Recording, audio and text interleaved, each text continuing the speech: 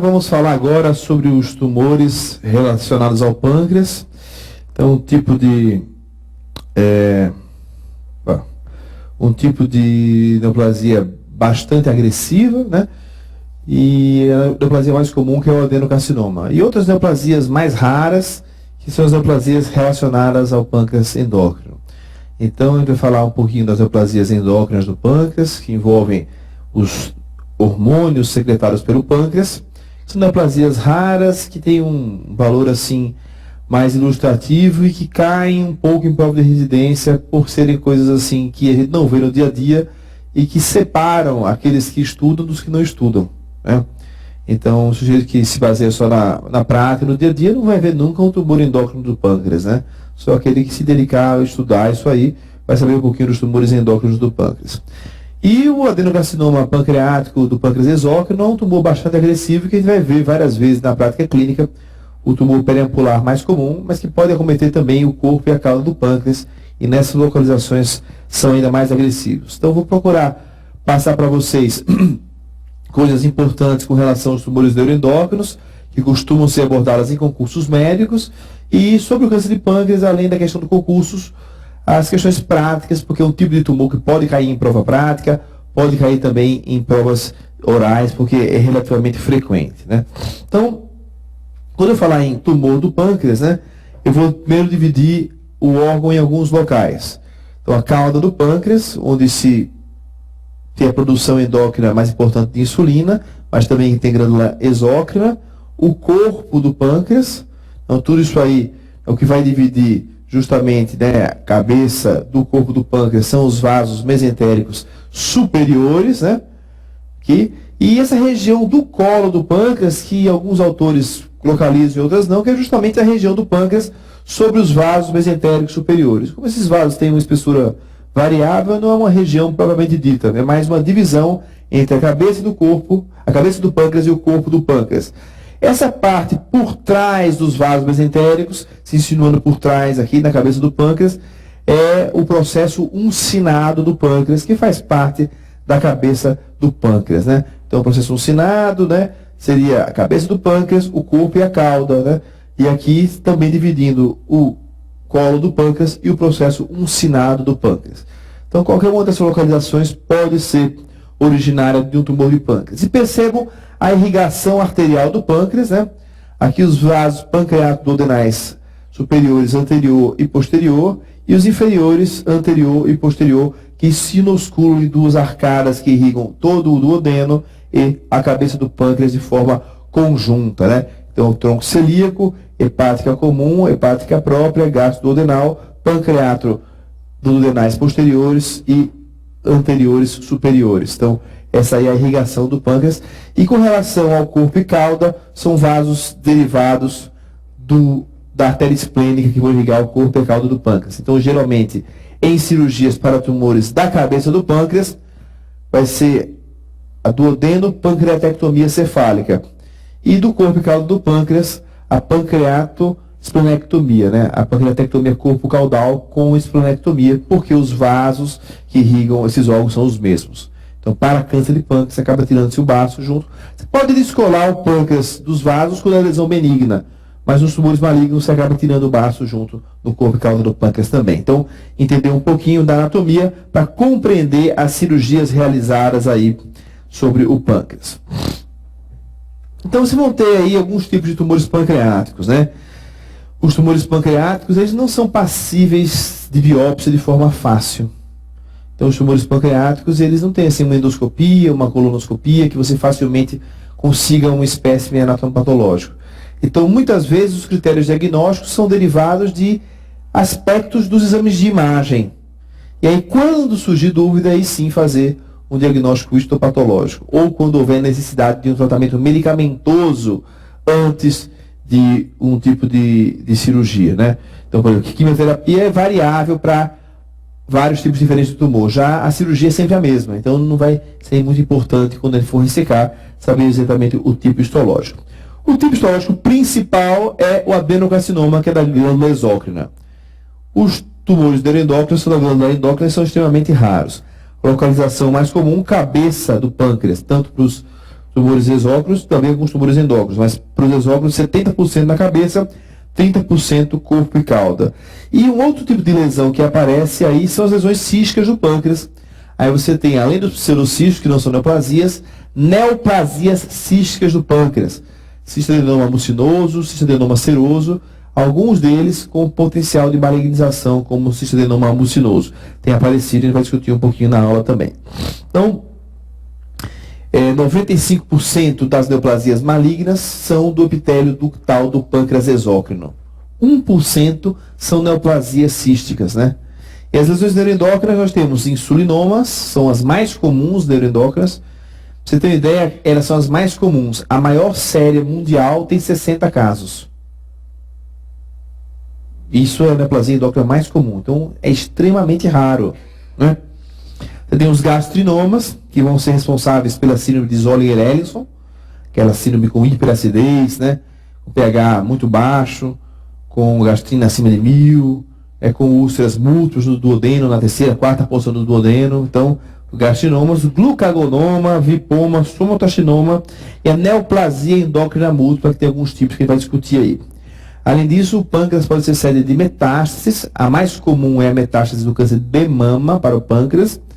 E os linfomas também podem atingir o pâncreas. Então, são esses os tumores pancreáticos malignos que nós encontramos, a grande maioria, o adenocarcinoma pancreático. Vamos começar agora falando um pouquinho dos tumores neuroendócrinos do pâncreas.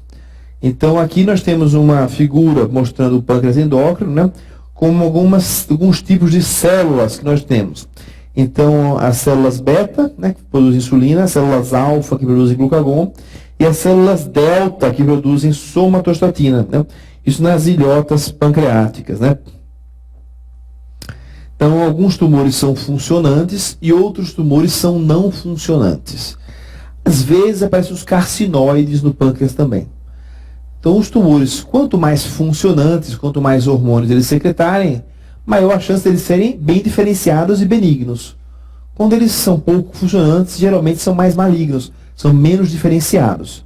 Quanto mais diferenciada a célula, mais ela produz hormônios. Então, os tumores mais funcionantes são mais benignos, os menos funcionantes são mais malignos. Isso dentro dos tumores neuroendócrinos, que não tem uma diferenciação tão grande entre malignos e benignos do ponto de vista histológico, né? Então, os funcionantes, gastrinoma, insulinoma, os carcinoides, né? E outros tumores, né? A neoplasia endócrina múltipla, vocês têm o tipo 1 e o tipo 2. Então, no tipo 1, que chamam de NEM, né, neoplasia endócrina múltipla tipo 1, você tem adenoma de paratireoide e de hipófise e tumores neuroendócrinos múltiplos. E na NEM 2, carcinoma medular, né, carcinoma medular da tireoide e feocromocitoma. Então, na NEM tipo 1 é que você geralmente tem os tumores neuroendócrinos do pâncreas. Então, lembrar adenoma de hipófise, né, paratireoide e os tumores neuroendócrinos do pâncreas podem ser encontrados na NEM tipo 1. Na NEM 2, o carcinoma medular e o feocromocitoma. De todos os tumores neuroendócrinos do pâncreas, o mais comum é o tumor neuroendócrino do principal hormônio pancreático. Gravem isso, que é a insulina.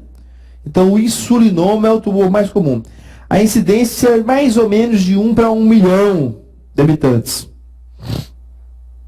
E tem como característica de ser geralmente benigno. Então, 90% dos insulinomas é tumores benignos, né?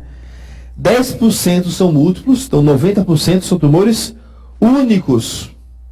Tumores únicos e benignos. Então, se eu conseguir fazer a enucleação do tumor, está curado. O tumor é benigno, é único, é funcionante. Se eu enuclear o tumor, o paciente está curado. Então, essa é a lógica no insulinoma. Tumor único, benigno. É o mais comum. Pode ser múltiplo? Pode. Pode ser associado a NEM tipo 1? Pode também. O que cai mais em prova de residência sobre o insulinoma é justamente a tríade de Whipple, que é um paciente com sintomas neuroglicopênicos, que é palidez cutânea, taquicardia, lipotímia, né? Sudorese. Então, sintomas neuroglicopênicos. Palidez, sudorese, né? Às vezes o paciente chega a desmaiar. Faz uma glicemia menos que 50, a glicemia do paciente. Nessa hora que ele tem a síndrome neuroglicopênica. Se dá glicose, o paciente melhora. Então, se o paciente não for um usuário de antidiabéticos orais nem tomar insulina exógena, ele está tendo uma descarga anormal de insulina endógena. Ele está tendo o insulinoma produzindo insulina. Então, a mesma coisa que um diabético que toma insulina, que tem hipoglicemia. Só que, em vez de tomar insulina exógena, é endógena produzida pelo próprio insulinoma. Então, tríade de Whipple, sintomas neuroglicopênicos, glicemia menor que 50 e melhora após a ingestão de glicose. Então, isso aqui cai bastante em concurso médico. Na minha prova de R1 caiu isso, na prova do SUS. Mais frequentes sintomas neuroglicopênicos, pode ter também sintomas autonômicos, outros, como alterações da pressão arterial, etc. E a relação com a alimentação, a maior parte dos sintomas é em jejum, né? Pós-prandiais é 1% só e melhora com glicose, EV ou alimentos com glicose 100%. O tratamento, né? Ele é geralmente a enucleação. Então, quando eu vou fazer a ressecção do pâncreas ao invés de enucleação? Quando tiver neoplasia endócrina múltipla ou quando tiver tumores múltiplos ou malignos. Aí é ressecção. Então, a ultrassonografia intraoperatória são eficientes na maior parte dos casos. Então, você faz a cirurgia, pode ser por laparoscopia ou pode ser por laparotomia, coloca um transdutor de ultrassom em cima do pâncreas e acha o nódulo. Então, isso aí você geralmente consegue achar o nódulo do pâncreas. Aí faz a enucleação e resolve. Se for neoplasia endócrina múltipla, você acaba ressecando o pâncreas, não fazendo só enucleação, né? O gastrinoma já é o segundo tumor mais frequente neuroendócrino. Lembrando aí que vai ser 1 para cada 10 milhões. E a síndrome é a síndrome de Zollinger-Ellison. Então, você tem um paciente com úlceras gástricas e principalmente duodenais múltiplas que não respondem ao tratamento clínico em porções distais do duodeno associado à diarreia. Geralmente é essa a síndrome do paciente, a síndrome de Zollinger-Ellison. 70% ele é único e 30% é múltiplo, aí geralmente no múltiplo é na NEM tipo 2. Mas ele tem um problema, né? O gastrinoma ele geralmente é maligno. Então, diferentemente do insulinoma, a ressecção pancreática acaba sendo mais indicada do que a enucleação do tumor. Então, esses são os dois tumores neuroendócrinos mais comuns, que acabam caindo mais em prova de residência, né? No diagnóstico do gastrinoma, lembrar, né, gastrina acima de 1000 nanogramas por ml. Fecha o diagnóstico, tá? Outros tumores, vipoma, glucagonoma, o vipoma da diarreia é importante, o glucagonoma pode dar um eritema migratório necrolítico na pele, alteração dermatológica importante, né? São alterações importantes. Então, temos um quadrinho aqui mostrando, né? Então, insulinoma, hipoglicemia, né? Usualmente benigno, gastrinoma, né? Usualmente maligno, né? 60% a 90%, né? Doença serosa péptica de difícil controle, associada à diarreia, etc. Né? Aí tem vipoma, que é a síndrome de Werner-Morrison, diarreia, hipocalcemia e acloridria, né? Também é maligno. Todos os outros, né? Ó, a chance de malignização é alta. O único que é mais benigno é o insulinoma, para vocês gravarem. Então, todos os outros tumores neuroendócrinos tendem a ser malignos. O insulinoma tende a ser benigno, tá? Então, gravar essa questão aí, né? Glucagonoma, né? Ele tem uma necrolítico migratório, perda ponderal, diarreia, demência, diabetes e dermatite, né? Porque aí, no caso do paciente com glucagonoma, vai ter diabetes mellitus, certo? Então, é a síndrome clínica, né? Somatostinoma também dá um diabetes moderado, né? Malignação alta e o carcinoide geralmente é silencioso, né? Ou você pode ter a síndrome carcinoide quando o paciente tem metástases hepáticas. O tumor em si só geralmente não dá síndrome carcinoide, né? Apesar da malignização ser moderada no carcinoide, ele é pouco agressivo. Você pode ressecar os tumores e as metástases que o paciente tem um bom prognóstico. Muito bem. Com relação às lesões císticas neoplásicas do pâncreas, né? A grande dificuldade nossa é separar os pseudocistos das neoplasias císticas verdadeiras. O que diferencia um pseudocisto de uma neoplasia cística é que o pseudocisto não contém epitélio de revestimento. Ele é uma cápsula fibrótica, ele é uma organização de uma coleção peripancreática.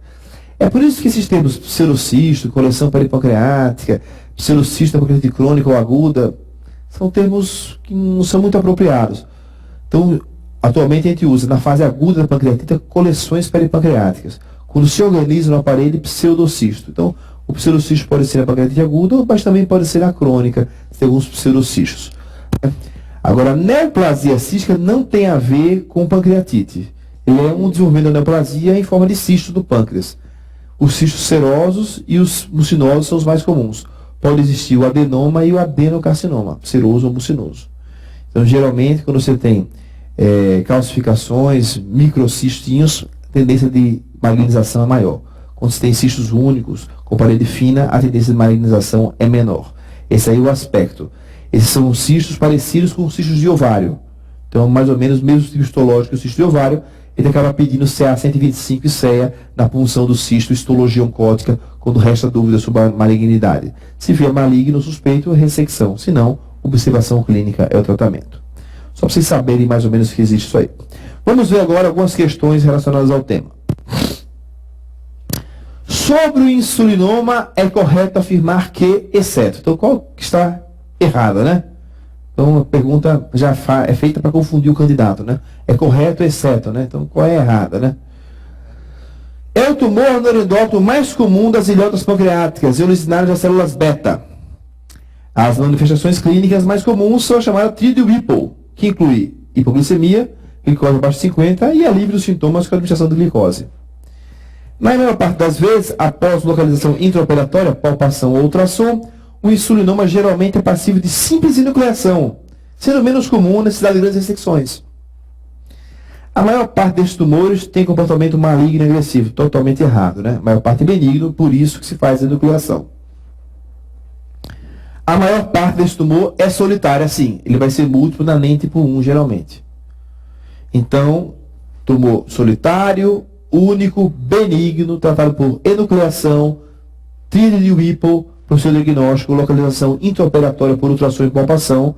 Então, a neoplasia mais comum neuroendócrina do pâncreas, originária das células beta das ilhotas.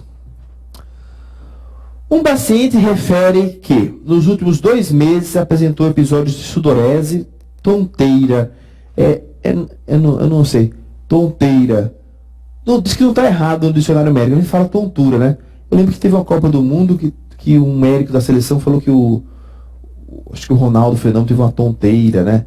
E foi extremamente criticado na época pela comunidade médica. Nossa, o médico fala tonteira, é tontura, né? Mas eu acho que deve ser uma coisa do Rio de Janeiro. Porque eu vi no dicionário, não é errado falar tonteira, e várias provas do Rio de Janeiro falam tonteira, tonteira, tonteira. Então eu acho que deve ser alguma coisa regional, né? Mas teve sudorese e tonteira, e confusão mental. Relata também dor epigástrica e queimação. Foram solicitados exames laboratoriais: cálcio 11, potássio 4,5, sódio 3,5, glicose 50, PTH 500. A tomografia de abdômen identificou lesão de 1 centímetro na cabeça do pâncreas sem linfonodo, sugerindo insulinoma. Para confirmar a hipótese do diagnóstico de NEM 1, é necessário o comprometimento de pelo menos 2 de 3 tecidos endócrinos: a paratireoides, o pâncreas endócrino e... Ok, então o que é NEM tipo 1? Então, tumor neuroendócrino do pâncreas, tumor de paratireoide, PTH aqui, e tumor de hipófise, adenoma de hipófise. Então, isso aí, o que é NEM tipo 1 e NEM tipo 2 cai direto em prova de residência. Na vida prática isso é raríssimo, mas na prova cai bastante. Então, NEM tipo 1, neuroendócrino do pâncreas, paratireoide e adenoma de hipófise. Gravem isso aí. Os pacientes com NEM tipo 1, o tumor pancreático mais frequente denominou. Olha que interessante, né? Gastrinoma na NEM. Então, o tumor pancreático mais frequente é o insulinoma dos neuroendócrinos. Mas na NEM tipo 1 é o gastrinoma. Então, modifica um pouquinho. Muito bem, então acho que com esses dados aí, da NEM tipo 1, conceito, qual que é o mais comum, que é o gastrinoma, dos tumores neuroendócrinos gerais do insulinoma, ele é o único que é mais benigno, todos os outros são malignos, né? Gravar a característica clínica de cada um, mais ou menos, então, todos causam diabetes, exceto o insulinoma, e o gastrinoma causa úlcera. Essa é a apresentação clínica. O glucagonoma tem aquela coisa, né, do eritema necrolítico migratório, que cai em prova às vezes também. O tratamento deles é ressecção do insulinoma e nucleação. Na NEM tipo 1, sempre ressecção. Então, gravando isso aí, vocês respondem a maior parte das questões sobre neoplasia endócrina do pâncreas. São poucas informações a reter, então foquem nisso aí. Fala agora do câncer de pâncreas verdadeiro, aquele que tem importância clínica, 95% dos tumores do pâncreas. dos tumores mais letais do aparelho digestivo, o adenocarcinoma do pâncreas exócrino. Né? Vocês terem uma ideia da letalidade desse tumor, nos Estados Unidos em 2004, 31 novos casos. 31 mil novos casos. Mortalidade, 31 mil casos morreram.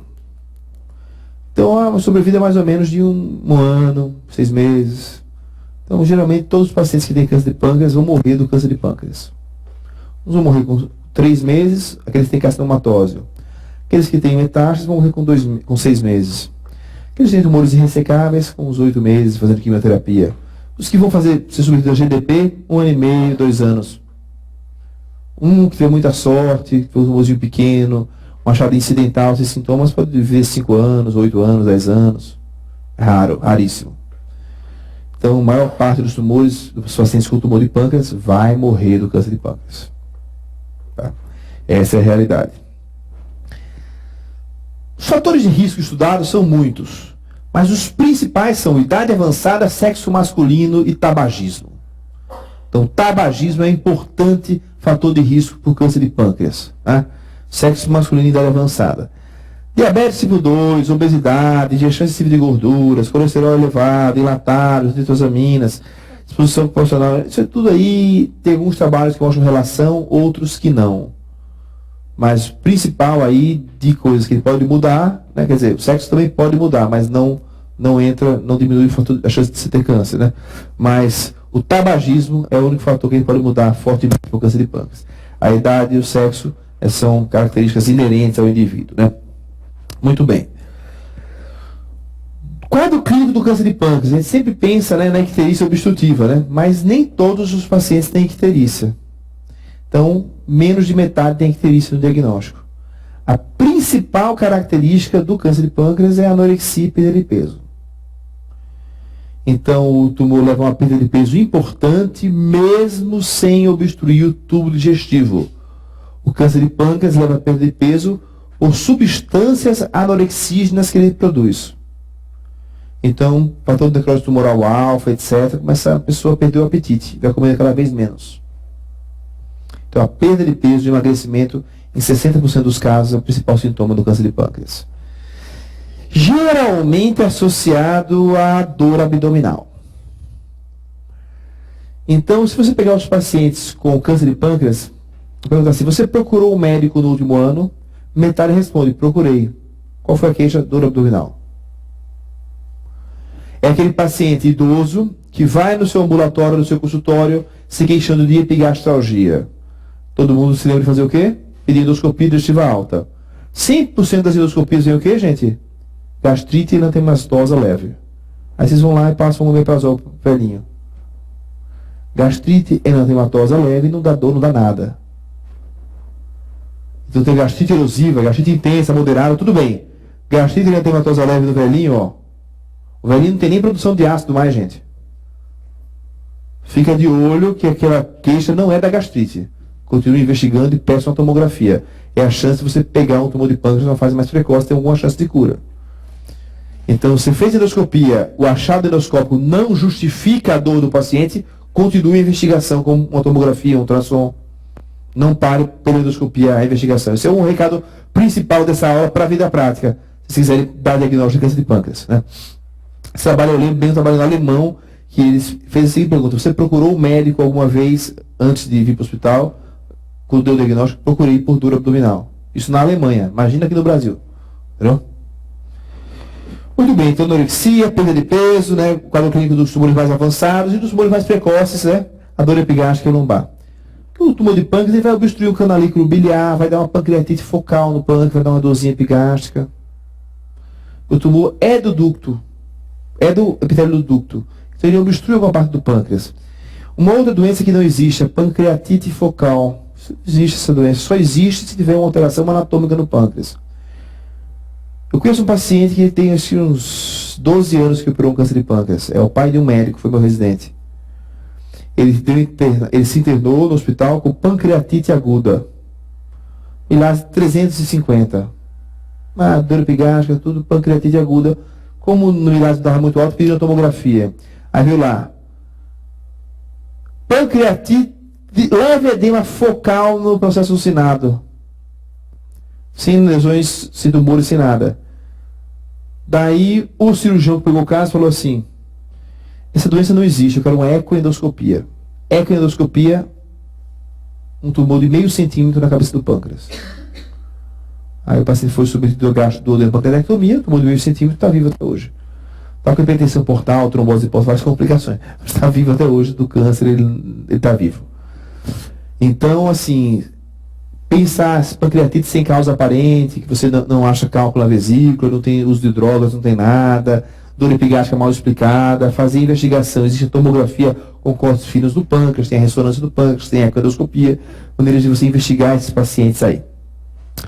Diabetes de início recente. Então, o paciente do nada fica diabético. Também pensar que pode ser um câncer de pâncreas, pancreatites, né? Quando o bicho do principal, pancreatite mesmo, vômitos, né? Então são os sintomas do câncer de pâncreas que vai sair. Eu tenho um caso que esse caso processou o hospital. A paciente com hipertensão começou a tomar hidroclorotiazida. Aí desenvolveu diabetes na sequência. Começou a tratar o diabetes. Ficou ictérica depois. A médica gastroenterologista ficou tratando como hepatite medicamentosa relacionada à hidroclorotiazida. Aí ficou um mês, não melhorava nada, suspendeu o remédio, passou para a cirurgia, era um câncer de pâncreas. Esse paciente processou o hospital. Então, ficar de olho, diabetes início recente, associado à icterícia, epa, se tem um tumor de pâncreas pequenininho, tumor na papila, alguma coisa obstrutiva aí. Tá? Então, são sintomas de câncer de pâncreas. Então, a doença silenciosa, não tem endoscopia para ver, a tomografia tem que ser feita, a ultrassom geralmente não vê bem o pâncreas. Então, eu gosto de falar para vocês terem cuidado e lembrar dessa possibilidade do câncer de pâncreas, que é uma doença altamente letal. Então, como é feito o diagnóstico do câncer de pâncreas? Então, depende, né? Se o câncer é na cabeça do pâncreas, a gente pode até, eventualmente, fazer um diagnóstico por um quadro de icterícia obstrutiva. Se é um tumor do corpo e da cauda do pâncreas, o diagnóstico geralmente é tardio. É quando o paciente começa a ter infiltração das raízes nervosas peripancreáticas e aí vai ter dor pancreática. Aí já é um câncer muito avançado. Então, o câncer da cabeça do pâncreas tem um prognóstico melhor do que o câncer da cauda do corpo, porque o câncer da cabeça dá sintoma mais precocemente. O da cauda do corpo, geralmente, quando dá sintoma, é por metástases ou por invasão de outros órgãos localizados. Com relação aos exames de imagem, primeiro exame ultrassom, mostra dilatação de vias biliares, né, do câncer de cabeça de pâncreas. A tomografia é o exame mais indicado. Existe a tomografia, ela é até um pouco melhor que a ressonância, porque ela consegue diferenciar calcificações pancreáticas de tumor, que a ressonância não vê tão bem. Então, para o câncer de pâncreas, a tomografia bem feita é um pouco melhor que a ressonância. Ver os linfonodos, dar o estadiamento da lesão. Então, a tomografia é o exame de escolha na suspeita do câncer de pâncreas. E existe a tomografia com cortes finos do pâncreas, que é uma tomografia que identifica lesões um pouco menores do pâncreas, que pode ser realizada também. Num paciente com suspeita de câncer de pâncreas, ultrassom, tomografia e ressonância normal, aí a ecoendoscopia para lesões menores que meio centímetro é o exame de escolha. Né? Feito o diagnóstico de uma lesão no pâncreas, você vai fazer o estadiamento. Os exames de sangue do pâncreas, um exame que você pode pedir, que eu não coloquei aqui, eu devo colocar mais para frente, que é um marcador tumoral, o CA199. O CA199 ele se eleva predominantemente no câncer de pâncreas, mas o CA199 não é um marcador tão específico. Então, qualquer causa de icterícia obstrutiva eleva o CA199. O normal dele é até 37. Se tiver acima de 300, geralmente é câncer de pâncreas. Mas se tiver 150, 200, pode ser só pela icterícia obstrutiva. Então, no paciente ictérico com o CA199 muito alto, a gente pensa sempre em câncer de pâncreas, mas não é tão específico aí como outros marcadores tumorais, como CEA, etc. Né? Estadiamento, exame físico, né? Palpação de cadeias linfonodais. Pesquisa de ascite. Vocês lembram que o pâncreas não tem serosa, o estroma pancreático fica solto na retrocavidade dos epíploos, assim como o estroma ovariano fica na pelve. Então, rapidamente tem disseminação transcelômica, carcinomatose peritoneal. É uma das razões de você ter um agressivo câncer de pâncreas, é esse, dá carcinomatose precocemente. Então, procurar ascite, né? Toque retal para procurar sinais de implante peritoneal, toque retal, toque vaginal, percussão, pesquisa assim, linfonodos, supraclaviculares, inguinais, tudo isso aí. E os exames complementares, tomografia de tórax, abdômen e pelve e o exame inicial para o câncer de pâncreas, pré-jadeamento.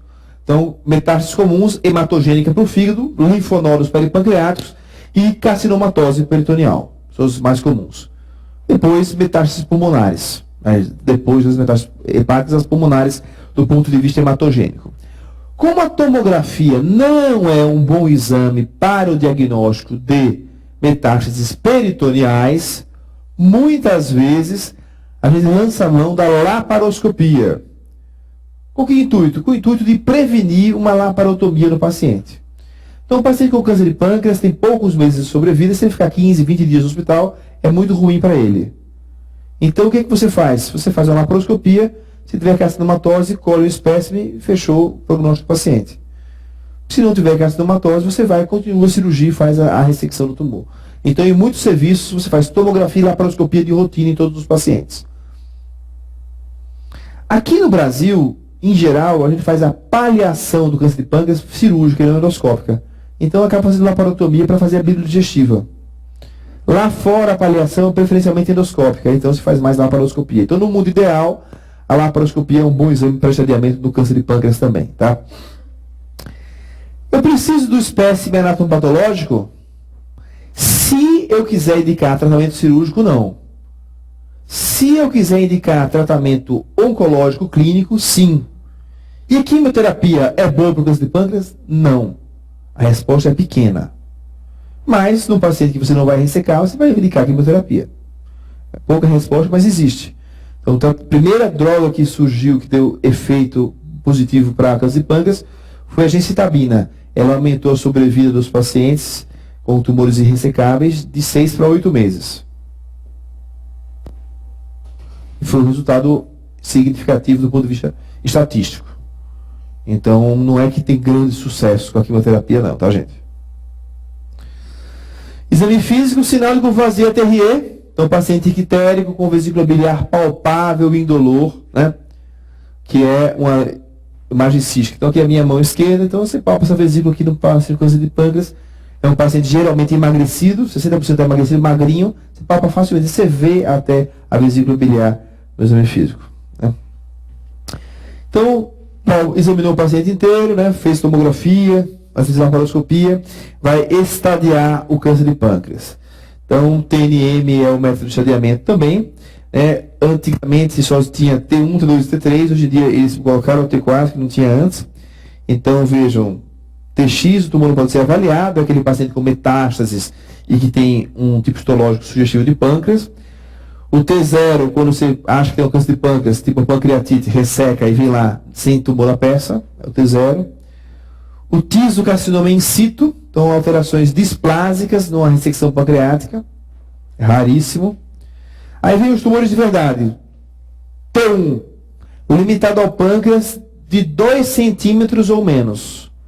Então, esse T1N0 é o que tem chance de cura.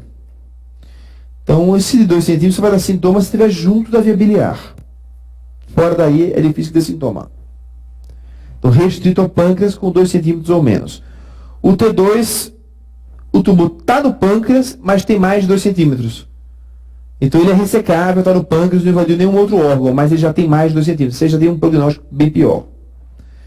O T3, ele se estende para além do pâncreas, mas sem envolvimento do tronco celíaco e da artéria mesentérica superior. Por que o tronco celíaco e a artéria mesentérica superior?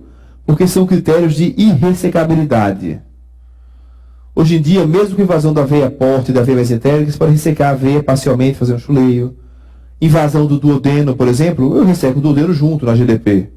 Invasão do estômago, eu resseco o estômago junto. Então, essas invasões os adjacentes ao pâncreas, eles não contraindicam a ressecção cirúrgica. Invasão do mesocólon transverso ali, sem pegar a artéria, também não. Então, todos esses órgãos adjacentes ao pâncreas podem sair na peça. Se for uma invasão arterial, aí é irressecável o tumor. Existem indicações de ressecção de artéria junto, mas em serviços especializados no Japão, etc., que não é prática clínica nossa. Então, se invadir tronco celíaco ou artéria mesentérica superior, o tumor primário é irressecável. de outros órgãos ressecados é o T3. Então veja que o T3 e T4 já é fora do pâncreas. É um pouco diferente do T4 dos outros órgãos digestivos. Então é um pouquinho diferente. Então T1 até 2 centímetros, T2 mais de 2 do pâncreas, T3 invade outros órgãos, T4 invade a artéria mesentérica superior, o tronco celíaco. Isso aí é o TNM. Linfonodos ausentes N0, presentes N1, né? E metástase à distância com ou sem. Então é fácil a parte de metástase de linfonodos. Estágio 0, tumor in situ, né? Estágio 1A, T1, N0, M0, chance de cura. Estágio 1B, T2, N0, M0. A cura é bem menor já, mas ainda existe chance de cura. Em 5 anos tem relatos. Então, assim, pacientes submetidos à ressecção do câncer de pâncreas. No Japão, 53% dos casos diagnosticados. Na Inglaterra, 6% dos casos diagnosticados. No Brasil, 18%. Sobrevida no Japão, no Brasil e na Inglaterra, bem parecida. Então, às vezes, a ressecção é mais paliativa do que curativa.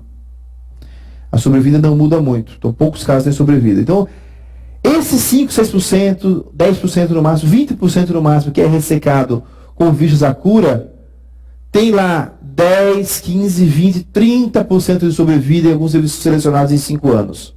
Mas é assim, 20% de 10%, 2%, 1% que vai viver lá em 5 anos, de todos os pacientes ressecados, com câncer de pâncreas, porque a minoria é ressecada. Então é um tumor altamente letal, o câncer de pâncreas, né? Aí depois, aí o 2A já entra com T3, né? O 2B aí, eu tenho outro 2, T3 com linfonodo positivo, que teoricamente você pode ressecar ainda, né? O 3 já é o T4, né? E o 4 é qualquer um que tenha metástase. Então, dos tratamentos para o câncer de pâncreas, vocês já inferiram aí que a maior parte dos pacientes vai ser submetida à paliação e não ao tratamento curativo, que na maior parte das vezes é incurável o tumor. O único tratamento que pode levar o paciente à cura é a ressecção cirúrgica. E como a sobrevida é muito baixa e como não tem uma serose, assim, a gente considera meio que a margem é sempre comprometida no câncer de pâncreas. Então, todos os pacientes ressecados são submetidos à quimioterapia adjuvante. E muitas vezes a radioterapia também, de forma adjuvante. Então, você sempre complementa quimioterapia e radioterapia depois da ressecção do câncer de pâncreas com intenção de cura. Muito bem. Mas isso aqui é a minoria dos casos. A maior parte vai para derivação e paliação e tratamento oncológico clínico paliativo ou curativo. Então, na ressecção, a gente já falou, a artéria gastroduodenal liga na raiz os ramos pancreato-duodenais posteriores e anteriores, superiores e os inferiores. Então, liga aqui, corta em cima da veia mesentérica inferior e da junção espleno-mesentérica que forma a porta, a cabeça do pâncreas, tira a cabeça do pâncreas do processo raciocinado e todo o duodeno se o tumor for na cabeça. Se o tumor for no corpo, você pega uma margem e pancreatectomia corpo caudal com esplenectomia, ligando os vasos esplênicos aqui. Veja a parte posterior, aqui a artéria mesentérica superior, os vasos pancreato-duodenais inferiores e aqui os vasos superiores. E aqui os ramos da esplênica irrigando o pâncreas. Então você quer, o tumor está aqui, você pega uma margem aqui, pá, corta aqui e tira o corpo do pâncreas. Se for cabeça, é sempre em cima da mesentérica, é o limite. Vejam que o colédoco tem a porção retroduodenal, retro e intrapancreática. Então você vai tirar o duodeno, você vai cortar o colédoco aqui. E, geralmente tira a vesícula junto. Tá? Então a ressecção envolve colédoco distal, todo o duodeno, fica um jejum só, e a cabeça do pâncreas, na duodeno-pancreatectomia cefálica. Se envolver o estômago, é gastro-duodeno-pancreatectomia cefálica. Em tumores múltiplos, gastro-duodeno-pancreatectomia total, tira o pâncreas inteiro. Mas aí só tumores múltiplos. Geralmente é só GDP de cabeça e pancreateco corpo caudal nos tumores de corpo e cauda. Tem a peça cirúrgica, a cabeça do pâncreas, o uncinado, todo o duodeno, o colédoco e a vesícula, retirados aí numa duodeno-pancreatectomia. Aqui, né? Tumor de pâncreas, abaulando a papila. Isso está a cabeça do pâncreas, é que dão sintomas precoces que ele consegue ressecar com vistas à cura. E aqui tem várias reconstruções. Aqui é uma das reconstruções. Então, né, a gente mostrou na aula de pancreatite crônica o hipo, que é a alça única aqui, em dupla alça. Então, uma alça na via digestiva, uma alça na pancreato jejunal. Então, pâncreas, uma alça, digestivo, outra alça, junta tudo, passa no estômago ou no duodeno. Aqui a gente preservou o piloro, né? E vai embora. A comida vem por aqui, a secreção pancreática por aqui, a secreção biliar por aqui. Então, são formas de reconstrução do trânsito depois da duodeno-pancreatectomia cefálica. Ficou o corpo e a cauda do pâncreas. Muito bem, então, vistos a cura, ressecção da cabeça do pâncreas ou do corpo do pâncreas, dependendo da localização. E para paliação do paciente, para alívio dos sintomas de um paciente com câncer de pâncreas, o que a gente faz? Então, o que eu preciso aliviar de sintoma? Então, a icterícia é um sintoma que dá um prurido intratável, então tem que ser aliviada. Maneiras de eu aliviar a icterícia: uma derivação biliodigestiva, uma anastomose entre a via biliar e uma porção do tubo digestivo. Ou a colocação de uma prótese biliar, seja por via endoscópica, CPRE, então é como se fosse um stent, gente, de coronária. Você coloca, dilata por endoscopia e coloca um stent lá dentro. Ou por via transparieto hepática, por radiologia intervencionista, por punção transparietal. Também você dilata e passa um stent. Então depende da localização do tumor, você vai fazer isso aí. Então é uma maneira de você paliar a icterícia. A obstrução do adenal. Então você tem um tumor, vamos fazer um desenho aqui para vocês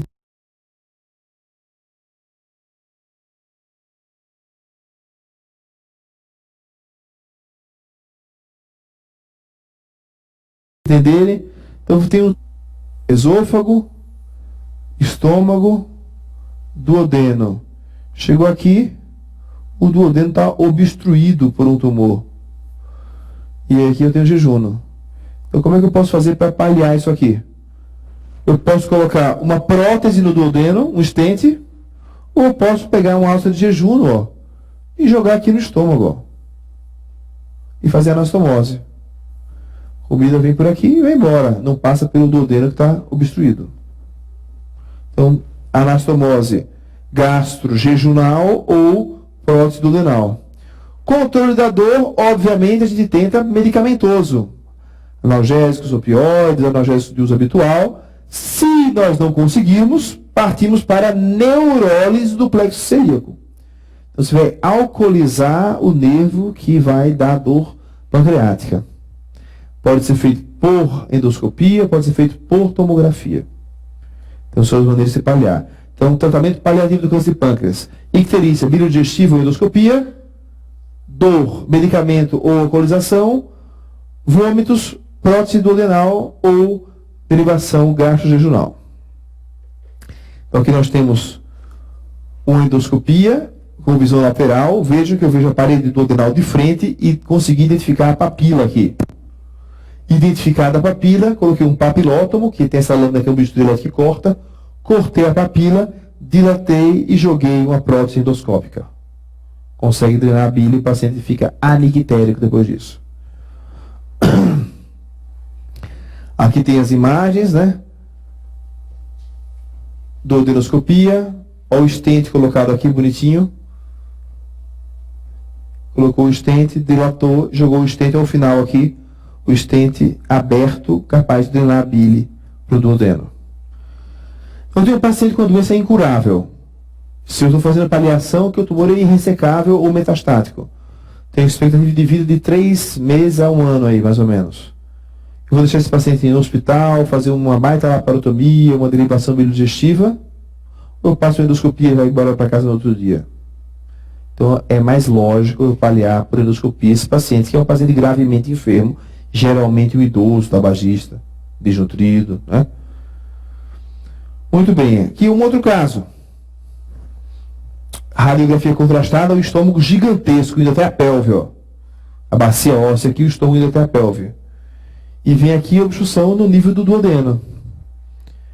O que foi feito? Endoscopia, passagem de prótese endoscópica no tumor. Passagem de prótese endoscópica no tumor. Olha a prótese endoscópica aqui, ó, do duodeno. Então, o estômago murchou. Então, vem esôfago, estômago, olha o stent aqui, a prótese duodenal. O paciente consegue se alimentar, obviamente, é uma dieta mais pastosa, mais líquida. Mas ele consegue se alimentar, foi para casa sem cirurgia. Esse paciente teria outra opção, botar esse paciente na mesa, fazer uma bilodigestiva e uma gastro-jejum. A cirurgia demorada, de porte grande. É o que é mais feito no nosso meio, é isso. Então você vê um câncer de pâncreas, você entra para fazer a ressecção cirúrgica, o tumor é ressecável, você deriva o estômago e deriva a via biliar. Então são as maneiras de você fazer a paliação do paciente. Tradicionalmente, nos pacientes sem metástase, sempre você faz a derivação biliodigestiva e a gastro-jejunonastomose. Nos pacientes com metástase, você só faz a gastro-jejum se estiverem vomitando. Se não estiver vomitando, faz só a biliodigestiva para paliar só a icterícia, porque ele geralmente não vai vomitar mais, já tem metástase no obstrução do duodeno, não deve ter obstrução duodenal no futuro. Então aqui drenagem biliar no paciente, a prótese biliar aqui clipes de colestectomia prévia, prótese biliar, ó, a via biliar bem dilatada, hepático esquerdo, direito, via biliar dilatada, o tumor aqui obstruindo, dilatação, colocação de prótese, estente biliar. E no duodeno, prótese duodenal. Então tem o estente biliar e o estente duodenal. Paliou os dois sintomas do mesmo paciente. Para dor, a gente tenta controlar a dor com medicamentos, com via oral. Não conseguiu se paliar a dor com medicamentos. Posso ir por endoscopia, geralmente ecoendoscopia, uma endoscopia com ultrassom na ponta, localizo o plexo celíaco, do lado do tronco celíaco e alcoolização do plexo celíaco. Outra possibilidade, tomografia, paciente deitado de bruços, punção aqui, guiada por tomografia, alcoolização do plexo celíaco. Isso dá um pouco de diarreia, um pouco de desautonomia entérica, mas é feito para pacientes com muita dor. Então, são as maneiras de tratar. Então, são esses tratamentos que a gente discutiu aqui, de cirurgia e de endoscopia, de punção, que são mais frequentemente realizados para os pacientes com câncer de pâncreas, e não a ressecção. Então, no primeiro ano, 80% de mortalidade no câncer de pâncreas. Sobre 25 anos, menor que 5%. Quando ressecados, tumores menores que 3 centímetros, linfonodos de imagens negativas, então veja bem, os ressecados, peguei os ressecados. Então, o monte ressecado vai ter mais de 3 centímetros. O monte vai ter outros órgãos. O monte vai ter linfonodo positivo. Então, os que são pequenos, sem linfonodos, com margem negativo, fazendo quimioterapia e radioterapia, podem chegar a 40%. Minoria da minoria dos pacientes operados. Se pegar todos os ressecados, não chega a esse valor. É bem pequena, sobre 25 anos. Muito bem, então, gente, assim, em relação ao câncer de pâncreas, né, eu vou discutir algumas questões ainda, mas principal é saber diagnóstico por exame de imagem. O diagnóstico histológico não é necessário para cirurgia, só se for fazer uma quimioterapia. A biópsia pode ser transparietal ou por ecoendoscopia também. Tratamento preferencialmente paliativo, né, na maioria dos casos. Raul tem 57 anos e está em acompanhamento ambulatorial para investigar o quadro de icterícia de início a 2 meses, evoluindo com perda de 10 kg no período. Então, icterícia obstrutiva, provavelmente. Não icterícia com perda de peso. Tomografia, tumor de 3 por 4 centímetros na cabeça do pâncreas.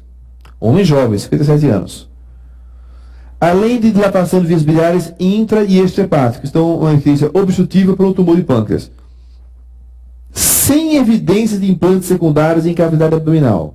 Sem evidência de carcinomatose. Qual o marcador tumoral mais apropriado para avaliar? Então temos alfa-fetoproteína, marcador tumoral relacionado aos tumores de testículo e ao hepatocarcinoma. CA199, marcador tumoral relacionado ao câncer de pâncreas e a outros tumores do trato biliopancreático também. CEA relacionado ao câncer coloretal e o PSA relacionado ao câncer de próstata. Então, correto, CA199. Um paciente de 45 anos com quadro de icterícia, plenitude pós-prandial e vômitos frequentes. Apresenta massa na cabeça do pâncreas, aumento do CA19 e história familiar de câncer de pâncreas. Então, assim, tem um câncer de pâncreas, está com icterícia e vômitos. Então, está com obstrução duodenal e icterícia. Certo? Assinar a opção correta. Indicando-se o tratamento cirúrgico, este deve incluir linfadenectomia retroperitoneal. Pelo fato do câncer de pâncreas ser muito agressivo, e quando tem metástase linfonodal, a sobrevivência é muito baixa, não é indicada a linfadenectomia ampliada para o câncer de pâncreas. Vários trabalhos foram propostos. A linfadenectomia deve ser somente daqueles linfonodos peripancreáticos que já saem na peça com a ligadura dos vasos da raiz. Nada de linfadenectomia retroperitoneal não melhora a sobrevida. Então não deve ser feita.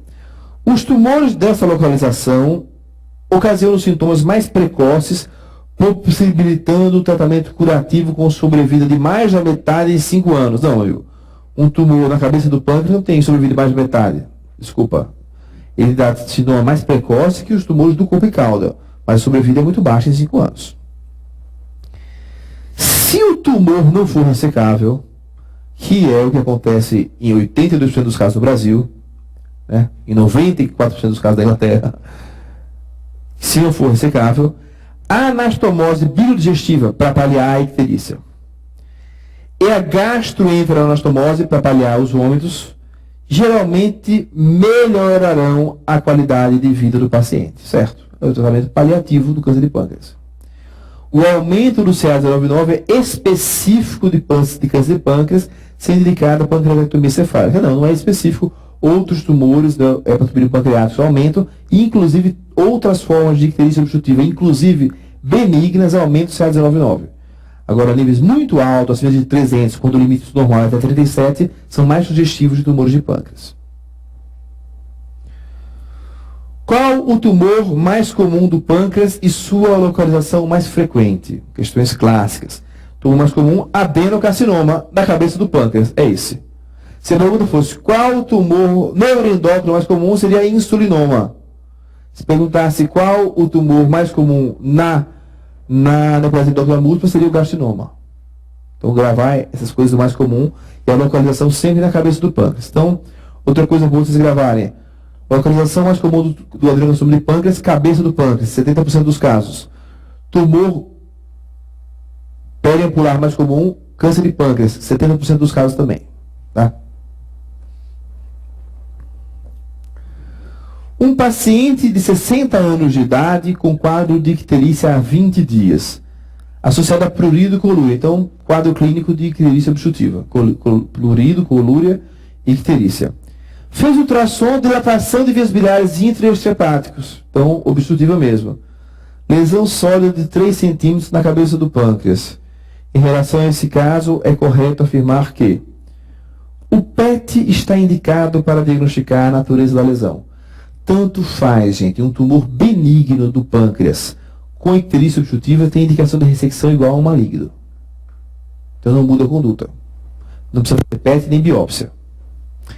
A ressonância nuclear magnética permite uma melhor definição anatômica do tumor que a tomografia. Para o câncer de pâncreas, não.